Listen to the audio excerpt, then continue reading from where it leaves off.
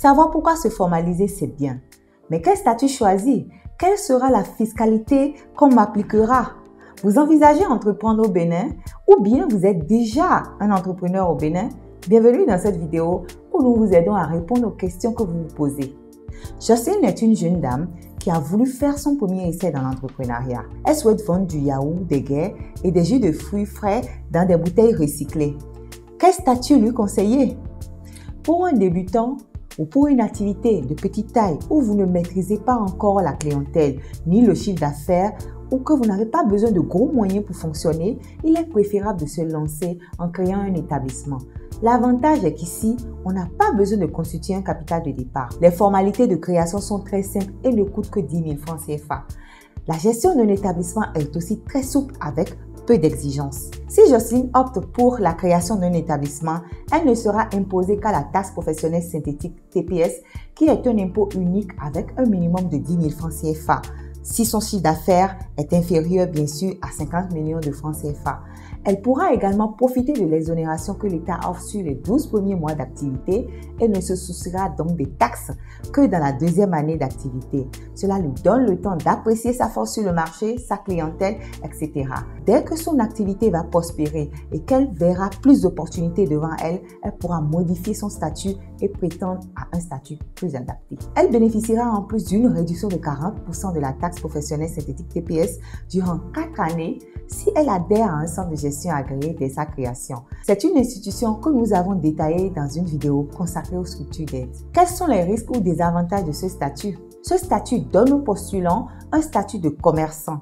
Par conséquent, il faut remplir certaines conditions telles qu'avoir 18 ans et être apte à accomplir des actes de commerce. Aussi, en cas de dette de votre entreprise que vous n'avez pas pu régler, votre créancier peut vous poursuivre sur vos biens personnels. Par ailleurs, vous ne pouvez pas transmettre un établissement à vos héritiers. Aussi, si vos fournisseurs vous facturent la TVA, vous n'avez pas la possibilité de la récupérer comme le feraient les sociétés. Enfin, tant que vous serez à la TPS, vos taxes que vous payez sont définitives et vous ne pouvez pas, par exemple, reporter un crédit d'impôt sur l'année suivante comme le ferait une société. Mais avec un établissement, Jocelyne peut-elle emprunter de l'argent? Oui.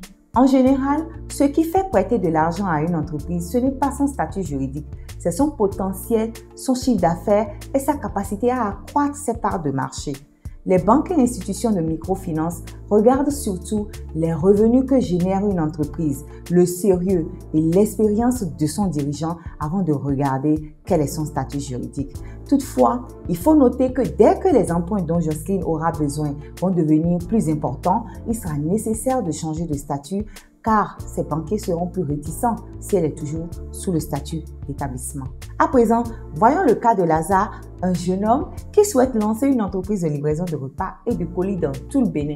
Il a fait une étude de marché et le besoin est énorme. Quel statut doit choisir Lazare? Vu la taille de son projet et voulant rester seul, nous lui conseillons d'opter pour une société avec une seule personne aux commandes, c'est-à-dire une société unipersonnelle entre la SARL, la SAS, la SA.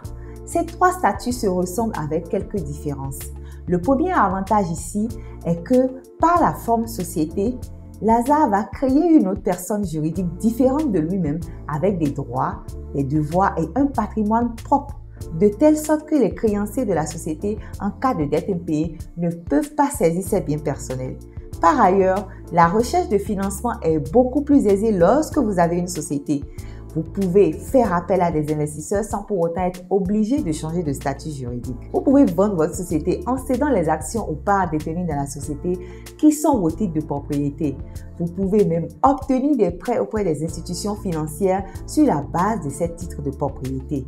Certaines entreprises partenaires peuvent vous voir comme étant plus sérieuses, plus organisées et plus professionnelles. La forme société est un véritable atout qui pourrait favoriser l'acquisition de clients et de partenaires et Lazare a besoin de signer beaucoup de partenariats avec des entreprises de la place vu le type de projet qu'il envisage. La société de Lazare, suivant le nouveau Code général des impôts 2022, bénéficiera d'une réduction sur les 3 premières années de sa création. Il peut également bénéficier de crédits d'impôt lorsque ses taxes payées d'avance sont plus importantes que ce qu'il doit au cours d'une année. Quels sont les risques ou désavantages de ce statut? En fait, il est important de noter que la gestion d'une société est bien évidemment plus coûteuse vu les exigences et selon la taille du projet. L'ASA sera tenu à des obligations administratives et juridiques plus strictes. Sa société sera soumise à l'impôt sur les sociétés dont le minimum à payer est 500 000 francs CFA qu'il est vendu ou pas.